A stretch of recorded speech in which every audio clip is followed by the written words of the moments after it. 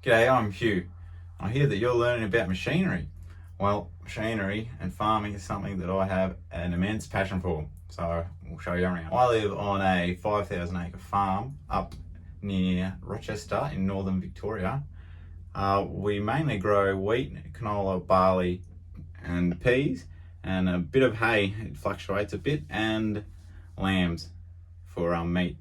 We grow around 3,000 to 5,000 tonnes of wheat every year, and canola around the 2,000 tonnes, and the hay in the big bales, not the little ones, we make around 5,000 bales of hay every year that get exported to Japan. Growing up on the farm all my life, early on I didn't know if I was going to be a farmer, but I did enjoy being outdoors and looking around and just hanging out with Dad. And the more I spent time with Dad and being outside, the more I realised I just really loved being here and really wanted to be a farmer and take on the role of growing the food for the world. People that work on our farm are, well, Dad, my brothers, and we have one worker. But working alongside with Dad is really good. We get along like real good mates. It's easy to forget that he's your dad sometimes. What I'm really here to talk to you today about is harvest. And headers, old and new. We're in one right now. Harvest is the time of year when you go out to collect the crop that you've been growing all year. You've had to spend all year preparing the paddocks, sowing your crop, tending to them with fertilizers and sprays to make sure you grow the best crop. And hopefully you've had some good rainfall and everything's looking really good, and you can get your header ready to go out and harvest the crop. So harvest has been happening for thousands of years. Ever since humans figured out how to cultivate crops, we've been harvesting them. But harvest in Australia, it starts around October up in northern Queensland and works its way down to us down here in Victoria around November and December.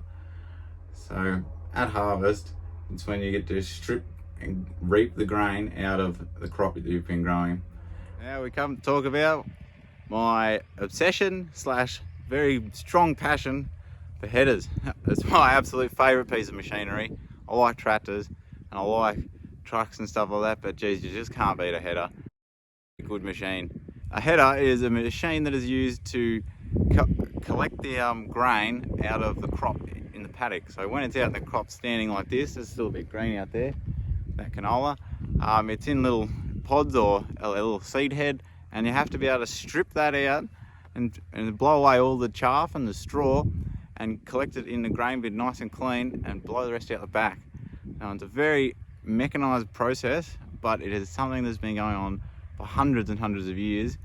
The method is exactly the same. It's just the way that each machine does it is a little bit different. But even in the new modern headers, it's exactly the same. The principle behind how to harvest, thrash and clean the grain from the straw and the clean grain.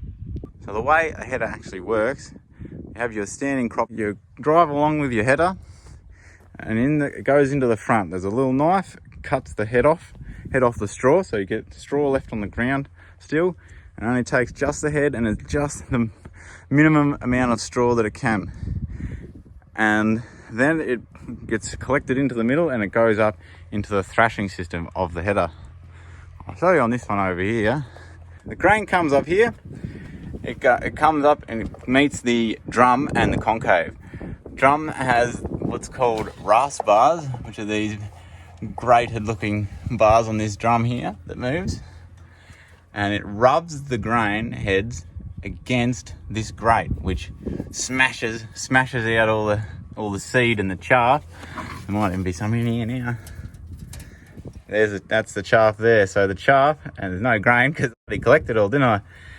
So the chaff and the grain then is separated, and the rest of the straw goes out the back, and the grain and the chaff make its way round to the rear of the header, where we have what's called a sieve.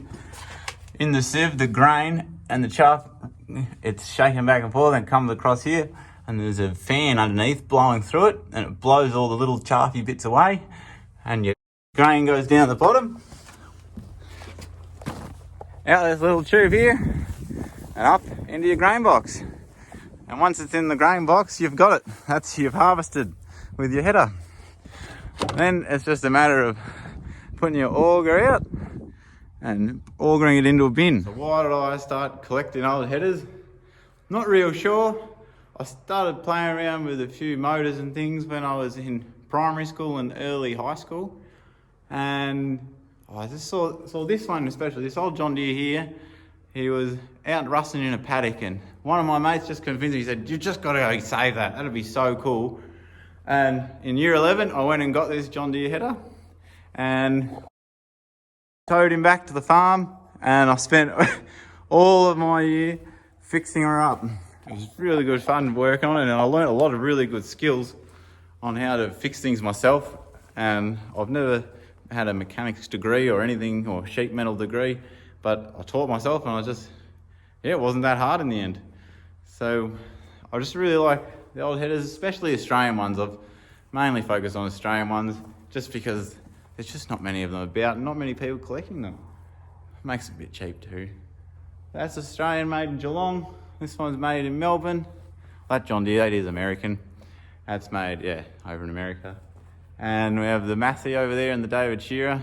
They're both, one of them made in Geelong, and the other one is made in South Australia. So you can see I love the old headers. I have about 10 or so of them. I lose track every now and then. But they're the age range between 1916, and my latest one in the collection is a 1974.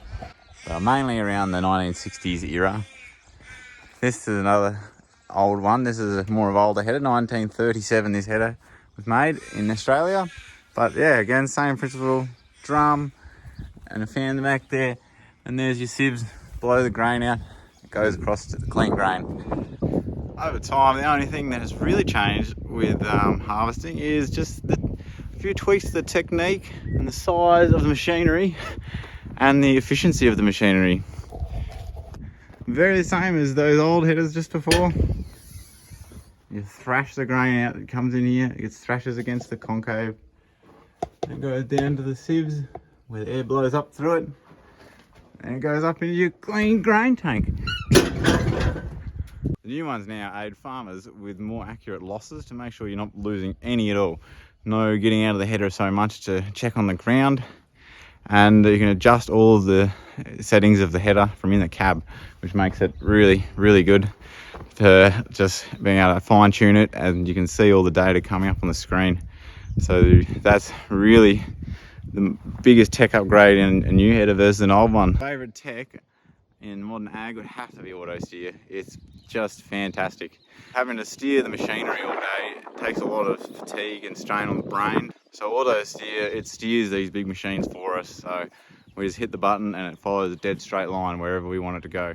My favorite part about being a farmer have to be just being outdoors all the time.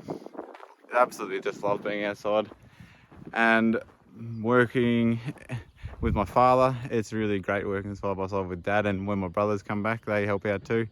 We're really going pretty good as a good team, and every day you learn something new on the farm. Thanks for joining me today to learn a little bit about headers from past to present.